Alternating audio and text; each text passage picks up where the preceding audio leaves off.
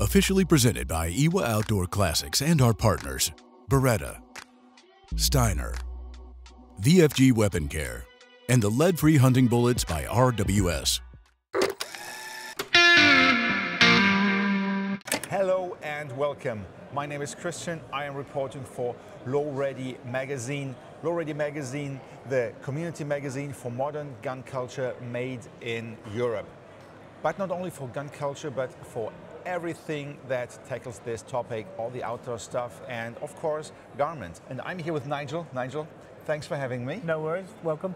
Of Ridgeline of New Zealand, a very interesting company that caters outdoor enthusiasts and hunters with the experience from, let's say, rugged New Zealand weather, 100%. Right? So Ridgeline was conceived in New Zealand in 1994 by a guy called Peter Maxwell. And Peter Maxwell realised at the point in time that there was plenty of gear out there for guys with money, but he wanted to develop a range of clothing for the guys that had limited access to funds.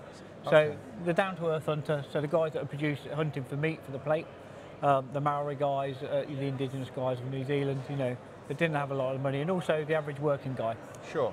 Just the guy who wants to put some meat on the table for his family. Correct. Yeah. But I mean, there was no affordable, rugged outdoor wear there at that time. So he set about designing a small range of clothing for those guys, which he did up until 1997. And then in 1997, we purchased Ridgeline of New Zealand from Peter Maxwell. So we developed the range from there to where it is today. Came to the UK in 2007. Was brought across by a guy called John Bright, who set up a company called Highland Outdoors. Yeah. And that's the badge we operate under. And then in 2011, I came on board, and my job was to expand the range and also to bring Ridgeline to the public and to show them what we have to offer and what the gear is all about. Fantastic. So, especially in Germany, it's a very traditional hunting country with a big tradition, and well, we have a growing female population as well who just starts to share this passion and to live that passion. And why don't you tell us a little bit the range of clothing you have? I'm sure you have a man series and a female series, and what makes it stand out and affordable, of course, as well. So we do all our own development, and we have our own factories where we have the gear made. So we're dealing direct with the retailer and consumer. So we develop to a cost, to a price. Okay. Sure. So if we see a gap in the marketplace for a garment, say £200, then we'll set about developing a garment, the best garment that we can develop to fit that gap. Okay, but we always remember that we are a New Zealand hunting brand. So that long New Zealand functional style is the basis of everything that we develop. So function style means, I mean, I know from personal experience that New Zealand conditions can be quite harsh. Oh, 100%, yeah. I mean, the guys don't go out hunting for one day. They're out for 5-6 days at a time, and they're carrying everything they need to survive. You know, and they're going high in the mountain, high altitude hunting, you know, where it's cold, it's windy, you know, not necessarily wet because, you know, there's snow, but you need the right gear to be able to survive in those conditions. Dry and warm. Yeah. I don't know what you know about, well, Central European weather, and especially in Germany, weather can be really nasty, especially in autumn and in winter. I mean, we have a lot of rainfall, and it can get quite cold as well. So I'm excited to see what products you have to offer that caters my needs and, of course, the needs of all of you guys. So let's go. Yeah. So basically, weather gear. Okay. Yeah. So 3-layer laminations. Yeah. With membranes, fully seam sealed. But also quiet, which is quiet. That's super important. Yeah, it's super important for you guys. Let's have a look.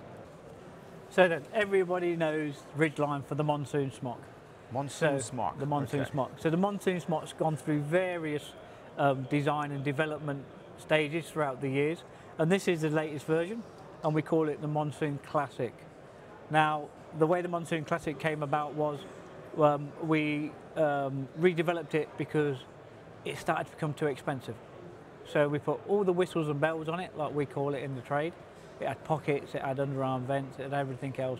But it then started to become inaccessible to the average hunter.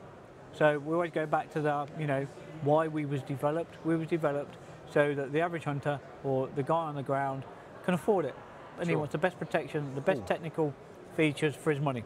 So what we did was, what's the first and most important part of this garment? It's waterproof. So we had to make sure it had the best performing membrane that we could afford, but it also had to make sure it was seam sealed, it was a 3-layer lamination, and it had done exactly what it says on the tin. Okay, the second most important thing that it needed to be was the style. It had to have that long New Zealand style. This is what people buy into. Okay. So yeah, so this looks very long, so it covering the goes backside all the way down, covers my butt. Yep, covering the thighs. covering the thighs. Yeah. You know, so that rain just runs off it, and then hopefully goes over your knees and onto the ground instead of down into your boots. Yeah. Again, covers the backside, so when you're sitting down, you've got that protection as well. And the third most important thing is that it had the features on it that people needed. Was a nice big hood, which had a wire, but it had 3 points of adjustment. Okay. So we kept that on there. If we made it removable, it'd cost more money, so we had a fixed hood. So if you got too warm, you had to vent out. So it had to have a big long zip. So that opens up, and then you expel that warm air from the chest. Okay. Gotcha. Okay. But what you also had to do is when you was cold, is close all that up, lock it down so it traps all that vital warm air in the most important part of the body, your engine box, your chest. So we lock it up, close it down, and then we draw that waist clinch in so that we've got all that nice warm air in the top. Okay. You see that this garment was developed by someone who has experience with cold weather and with harsh conditions. Germany, 1986, -35 in Saltar.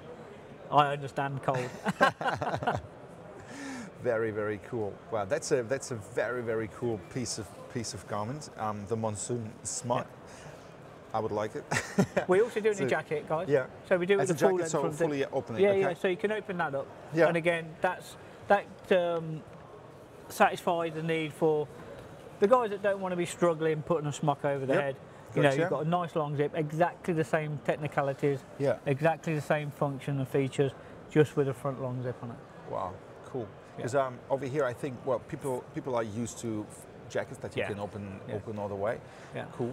So, I see signal coloured garments. Yeah, that was brought in because you know a lot of the guys in Europe need to be seen when out hunting. Yeah. So that's the monsoon smock, just in blaze orange. Yeah.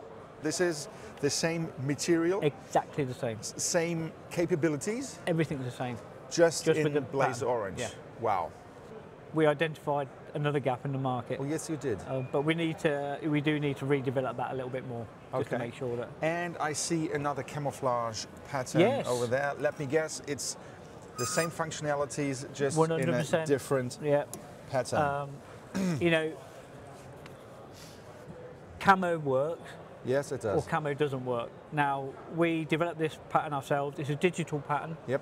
Okay, because you know everybody tries to replicate the topography or the ground that they want to hunt on.